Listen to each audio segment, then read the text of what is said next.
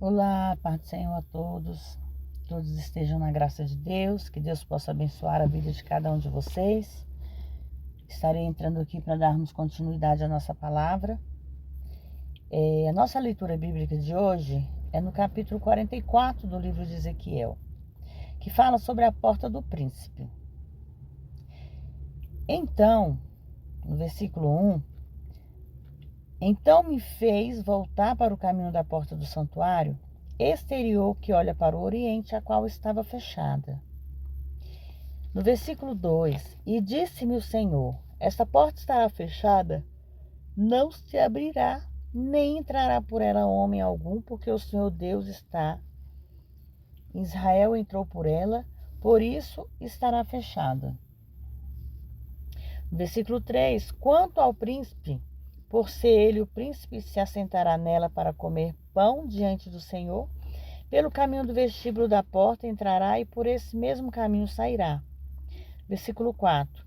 E depois me levou pelo caminho da porta diante dela, diante da casa, olhei, e eis que a glória do Senhor encheu a casa do Senhor. Então caí sobre o meu rosto. Versículo 5.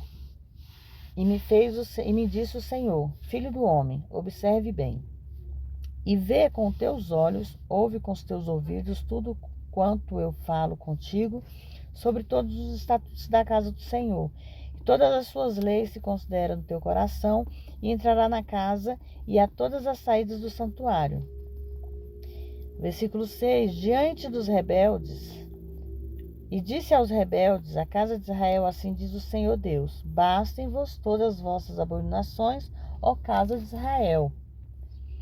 Versículo 7. Se haver em vós introduzido estranhos incircunciso de coração e incircunciso de carne, para estarem em meu santuário, para profanarem a palavra minha casa, quando ofereceis o meu pão, a gordura e o sangue, e invalidaram a minha aliança por todas as vossas abominações. Irmãos, aqueles que não conhecem o Senhor profanam um verdadeiro templo de culto ao professar serem o que não são, irmãos.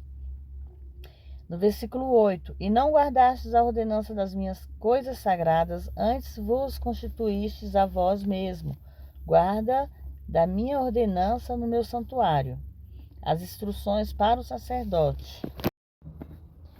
No versículo 9, assim diz o Senhor Deus, nenhum estranho incircunciso de coração ou incircunciso de carne entrará em meu santuário, dentre os estranhos que estão entre os filhos de Israel.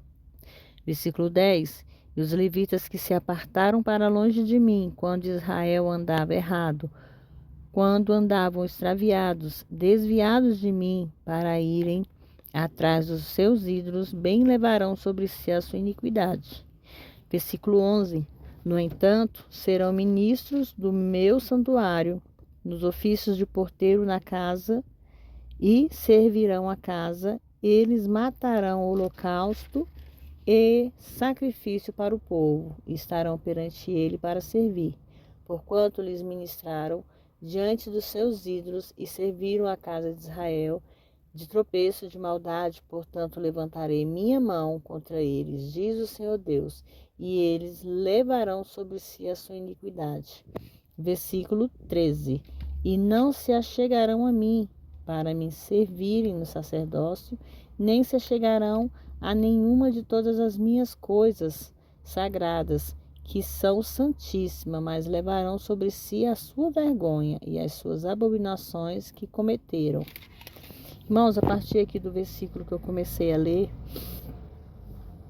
no versículo 9, que parece, com base nesse versículo, que na futura era do reino, o Senhor tencione que apenas Israel sirva no serviço do templo, e mesmo assim apenas algumas pessoas em particular, os filhos de Zadok com os levitas. Israel deve ser o que o Senhor determinou para eles que sejam desde o início, um reino de sacerdotes. E por causa das transgressões do passado, das quais os levitas eram alguns dos líderes, agora eles não podem participar do ministério sagrado no templo milenar. E sobre o versículo 13, os levitas serão confinados ao ato dos sacerdotes e não terão permissão para entrar no templo em si. Esse será o castigo deles durante toda a era milenar. Otávia, eu os constituirei guarda da ordenança da casa do seu serviço e em tudo que nela fizer. Versículo 14.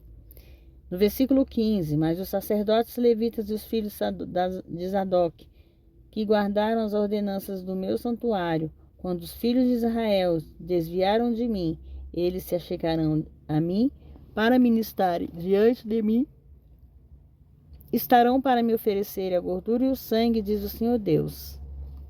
Esses filhos de Zadok, que haviam permanecido fiéis ao rei no sul, terão a responsabilidade pelos serviços mais santos no templo milenar. No versículo 16, eles entrarão no meu santuário e se chegarão à minha mesa para ministrarem a mim e guardarão a minha ordenança. Versículo 17, e será que quando eles entrarem pelas portas do átrio interior, se vestirão com vestimentas de linho e não se porá lã sobre eles, quando ministrarem as portas do átrio interior dentro do templo. Versículo 18, tiaras e linhos terão sobre suas cabeças e calções de linho sobre seus lombos, não cingirão de maneira alguma que os faça suar. E quando saírem ao átrio exterior, no átrio exterior, despirão as suas vestimentas que ministraram e deixarão as santas câmaras, se vestirão de outras vestes, para que não santifiquem o povo estando com as suas vestimentas. Irmãos, aqui no significado, para que não santifique o povo estando com as suas vestimentas, tem o propósito de fazer uma afirmação: o homem é ímpio, enquanto Cristo é santo. Além disso, não há nada que o homem possa fazer por si mesmo para obter a santidade, a não ser admitir voluntariamente que ele é ímpio e então depender exclusivamente de Cristo e da cruz. Com base à fé, Cristo então imputará gratuitamente a santidade e a justiça a esse crente. Versículo 20, não reparam as cabeças, nem deixarão crescer o cabelo, mas sim, como convém, cortarão os cabelos de suas cabeças. E nenhum dos sacerdotes beberá vinho quando entrar no átrio interior.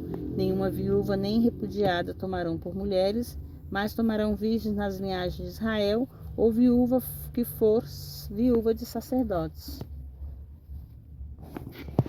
Irmãos, no versículo 45, que fala sobre uma porção da terra, deve ser uma oferta ao Senhor. Nesse versículo 44, nesse capítulo 44, no versículo 23, ensinarão o meu povo a fazer diferença entre o santo e o profano e farão discernir entre o impuro e o puro.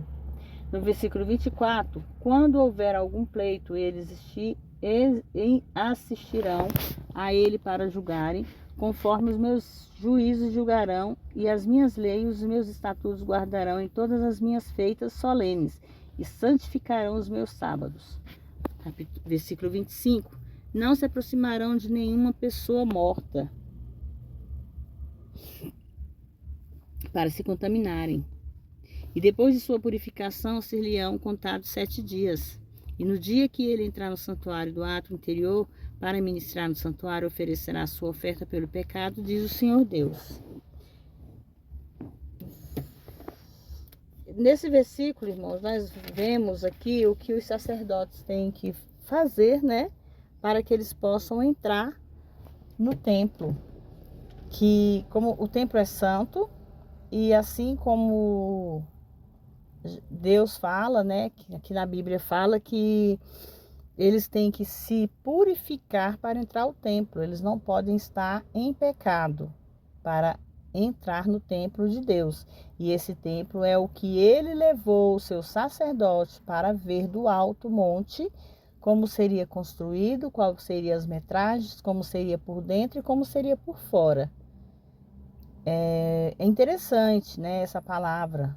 É uma leitura bem interessante porque fala totalmente do templo do Senhor.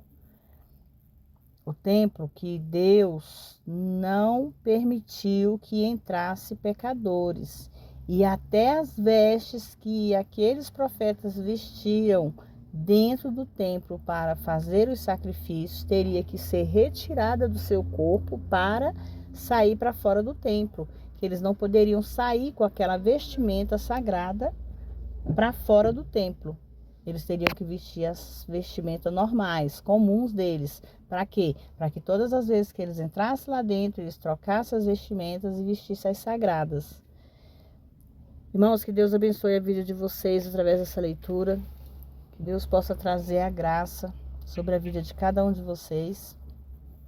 Que vocês possam aprender a discernir e ter sabedoria para entender mais e mais essa leitura bíblica.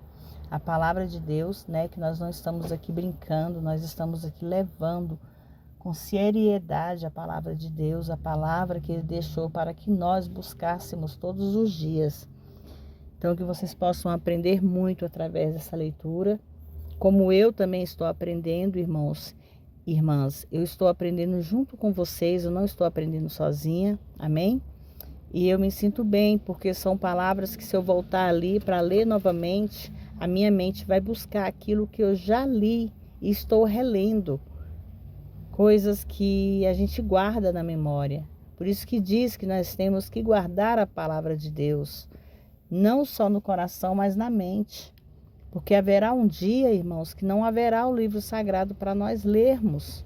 Então nós temos que ter essa palavra no coração. Amém? Fiquem todos na paz do Senhor.